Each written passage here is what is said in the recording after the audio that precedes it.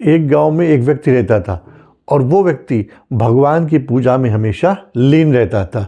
पूजा पाठ भक्ति करना ये उसका रोज का काम था। धर्म कर्म भी वो बहुत करता था। एक बार की बात है कि गांव में बाढ़ आई और सब लोग अपनी जान बचाने के लिए पहाड़ों की तरफ भागे। तब ये आदमी एक पेड़ के नीचे बैठ गया और हाथ जोड़ के भगवान का स्मरण करने लगा। तब एक आदमी ने उससे कहा, भैया गांव में बाढ़ आ गई है, पानी बढ़ता ही जा रहा है, जल्दी चलो। तब इसने कहा, मुझे मेरे भगवान बचाने आएंगे, तुम जाओ। उसके बाद जब पानी और बढ़ गया तो नाव से लोग जाने लगे और नाव में बैठे बैठे एक आदमी ने कहा, भैया आओ नाव में आ जाओ, पानी बहुत बढ़ गया है, थोड़ी देर में पूरा ऊपर तक भर जाएगा। तब फिर ऐसे आदमी ने कहा, तुम जाओ अपना निकल जाओ पहाड़ों की तरफ, मुझे मेरे भगवान बचाने आएंगे। और कुछ समय बाद पानी इतना बढ़ गया इस आदमी को पेड़ के ऊपर बैठना पड़ा। और तब एक हेलीकॉप्टर आया और हेलीकॉप्टर ने रस्सी फेंकी और इससे कहा कि भैया आ जाओ, पानी धीरे धीरे बढ़ता ही जा रहा है, पूरा गांव जलमग्न हो चुका है, जल अब बचने का कोई तरीका नहीं, बस रस्सी फेंकिए, इसी को पकड़ के आ जाओ। तब उसने कहा, तुम जाओ, तो मैंने इतनी बार तुम लोगों से कह दिया है कि मेरे भगवान मुझे बचाने आएंगे, मुझे तुम्हारी कोई आवश्यकता नहीं है, जाओ तुम यहाँ से। और उसके बाद पानी इतना बढ़ गया कि वो पेड़ भी डूब गया और वो आदमी डूब के मर गया। उस आदमी की मृत्यु हो गई।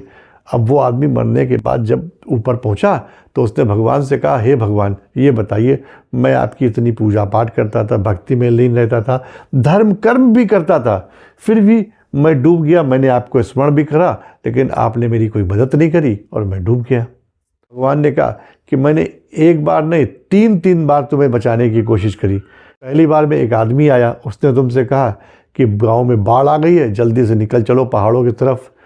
दूसरी बार में एक आदमी नाव लेकर भी आया कि अब नाव से बैठ के चले चलो, तब भी तुम नहीं गए। और तीसरी बार एक हेलीकॉप्टर भेजा गया, तुम्हें रस्सी फेंकी गई लेकिन तुमने तब भी मना कर दिया। तुम्हें तीन मौके बचने के मिले लेकिन तुमने हर बार उसको मना कर दिया।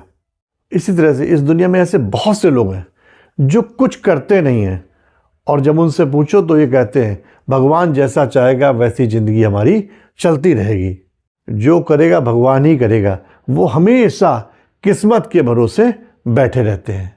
याद रखो, भगवान किसी न किसी को जरिया बनाकर हमारी मदद के लिए ज़रूर भेजता है, हमें आगे बढ़ने के बहुत मौके देता है, लेकिन ये हमारे ऊपर डिपेंड करता है कि हम उस मौके को मौका समझते हैं या हर बार की तरह उसे धोखा समझ लेते हैं।